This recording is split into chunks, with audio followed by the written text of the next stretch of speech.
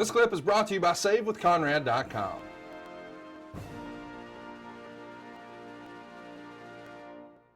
So on the night after Invasion, of course, there's a Monday Night Raw, and you're going to interrupt Steve Austin's opening promo, and Austin's going to challenge you to get in the ring. And of course, you're going to suplex him, and then he's going to powder out. But the reaction you get when you come out here in Buffalo is gigantic. Obviously, Steve Austin's the biggest star in the business, but when you come out, Lord, this crowd is behind you. Do you remember that pop in Buffalo? It was deafening. Yes, it was actually my first big babyface pop, and I was overwhelmed. I couldn't believe it because I was a heel for most of my career up until then. And when I turned babyface, I didn't think they were going to accept me that quickly, but they did. And I think it had a lot to do with Stone Cold. I think a lot of fans were pissed off that he turned heel. Mm-hmm. They wanted to like him, but they were told not to. And, you know, so I think I got a lot of the support that he used to get on my side. You do a vignette with the APA where you're drinking beer and you like it. Is this to give you more of an edge as a babyface? Because this is a hilarious skit. It feels like it has Brian's fingerprints all over it. Oh, it definitely did. And yes, that was the reason for that is Vince wanted to get me away from the milk drinking nerd character and be a little cooler and, you know, have a beer with the APA and, you know, hang out with the guys and be cool like the guys. So, you know, I thought it was a great idea because I was a babyface at that time. And, you know, when I was the nerd milk drinker, fans were booing me. So Vince thought that, you know, the fans would be more on my side if I did something like that. Along with you being the top babyface, The Rock is returning from shooting a movie and he's immediately slotted in to start working with Booker T.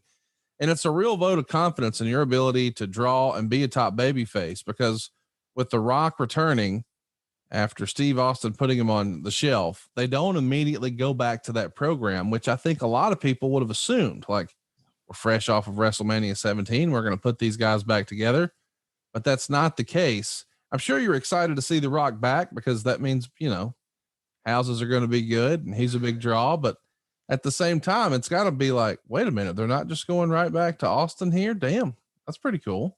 Yeah, I was surprised they did go back to Austin and Rock, but Stone Cold and I had great chemistry and we had a great storyline running already. And I think Vince had enough confidence in me to know that I could handle that spot. But The Rock coming back, I mean, anytime you get The Rock back, it's a big deal. It's going to help ratings, pay-per-view buys. It's going to draw a lot of interest. And he's a huge star. He's one of the biggest superstars in the history of the business. So Vince is going to invite The Rock back and you confront him in a backstage promo and you agreed that Rock should be back, but that you still want to be the leader. And I guess it's sort of important to separate yourself from Vince. If you're trying to be a baby face, there's some intricate storytelling going on here. Yes. I mean, you know, The Rock was the man. And, you know, I you know, him coming back was a huge deal, but I also wanted to make sure I didn't lose my spot. Right. And, you know, the pre-tape was all about, you know, separating myself from Vince because Vince was the biggest heel in the business, especially at that time. And I need to separate myself from him. And I think that, you know, joining with The Rock and talking to him gave me a good rub. Let's talk about your injury here. I think it's in this match or it's somewhere around here. You pull your groin. That's got to be one of the more painful injuries you worked through, right? Yeah, your groin, it controls your whole body. Every movement you do comes from your groin in your legs. And I pulled it. I didn't tear it.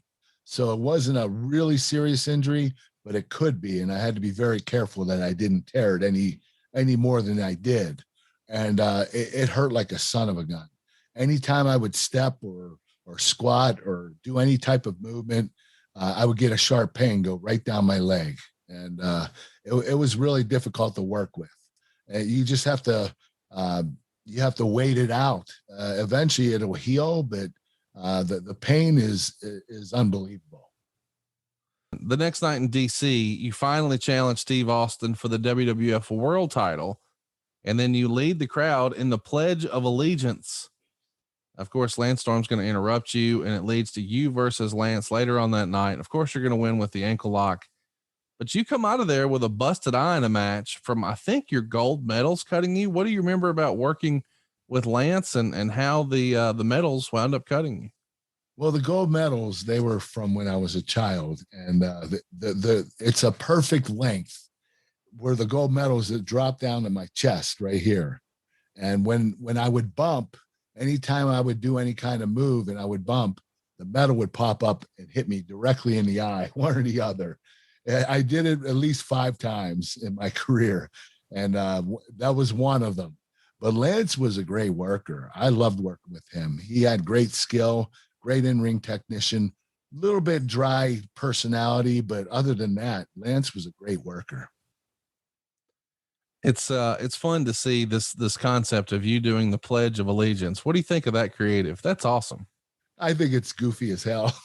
Hilarious.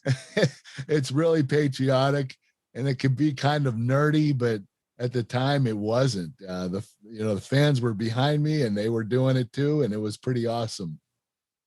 Hey, it's Conrad Thompson. Thanks for checking out the podcast here on YouTube.